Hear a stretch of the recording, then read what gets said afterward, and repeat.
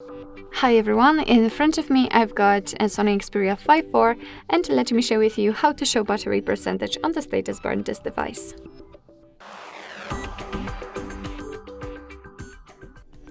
So if you've got only the battery indicator on the status bar and if you want to have the percentage just like I have right now, all you have to do is to simply enter the settings, and I promise this option is so easy to customize. In the settings you have to find the battery, let's enter, and at the very bottom we've got the battery percentage option, which is of course in my case turned on because I've got the percentage applied, but if you've got it turned off it will simply look like this.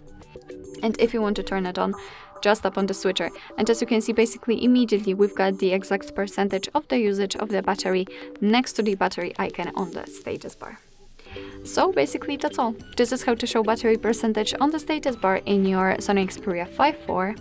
Thank you so much for watching. I hope that this video was helpful, and if it was, please hit the subscribe button and leave the thumbs up.